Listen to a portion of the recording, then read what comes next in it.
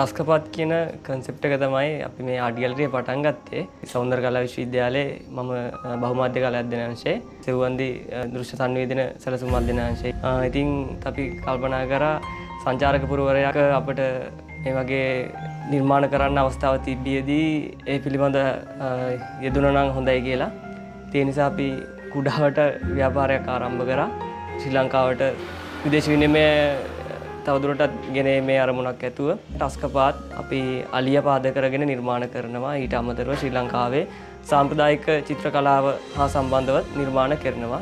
මෙහිදී අපි T-shirts, ටෝට් bags, පේන්ටිංග්, මියුරල්ස්, ස්කල්ප්චර්ස් වගේ කලාවේ විවිධ සීමාවන් ඔස්සේ ගමන් කරන අරමුණු කරගෙන වැඩ කරගෙන යනවා. මේ යවට සංචාරක කලාපයේ ටස්කපාත් කියන තීම් එක තියාගෙන අපි මෙතන ඉස්සරහින්ම ශ්‍රී ලංකන් ලෙපර්ඩ් කෙනෙක් ස්ටැචු එකක් තියන්න හේතුව වුණේ මේ අවට අලිය ගැවසෙනවා. එතකොට අලියගේ මූර්තියක් හදලා තියෙනකොට යම්කිසි ගැටුම්කාරී අවස්ථාවක් සහ මිනිස්සු බියවැද්දීමක් වෙන්න පුළුවන් කියන අදහස සහ කෙලින්ම ඈත තියා ආකර්ෂණය ගන්න පුළුවන් හොඳ වර්ණ රටාවක් තියෙන සත්‍යයක් විදිහට අපි කොටියට එතන මූලිකත්වය දීලා මූර්තිය නිර්මාණය කරා. ටස්කපාත් කියන කන්සෙප්ට් එක ගත්තේ ගොඩක් වෙලාවට මේ අවට පරිසරයේ මේ ප්‍රදේශය ආශ්‍රිතව සංචාරකින්ගේ වැඩිපුර ආකර්ෂණයක් තියෙන්නේ අලියා සඳහා. ඒ නිසා අපි ඒ තේමාව යොදා ගත්තා.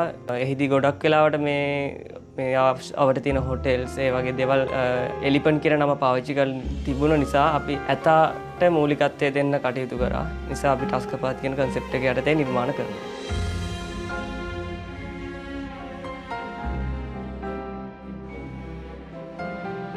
රජයේ රැකියාව බලාපොරොත්තු නොවෙන්න හේතුව වුණේ මම හිතනවා මගේ තියෙන හැකියාවත් එක්ක ලෝකයේ වෙත ලංකාවෙන් එහාටත් අරගෙන ගිහිල්ලා මේ නිර්මාණ හැකියාව තවදුරටත් ව්‍යාප්ත කරන්න පුළුවන් හොඳ මාධ්‍ය විදියට තමයි මම මේක දකින්නේ.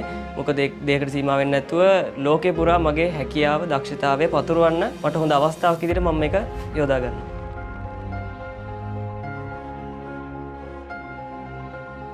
අපේ ආදරණීය සංචාරක මඟ පෙන්වන්නට මට කියන්න තියෙන්නේ මේ දඹුල්ල ලේනම කිඹිස්ස මාර්ගයේ සීගිරියට යන්න තියෙන මාර්ගයේ ඔබ ගමන් කරන විට මේ පාරවට පේන ඉන්නවා අපි නිර්මාණය කරපු ශ්‍රී ලංකා කොටියාගේ මූර්තිය. ඒ කොටිය ගාව නැවතිලා අපේ පුංචි කලාගාරයේ නරඹලා මේක ලෝකයේ වෙත අරන් යන්න.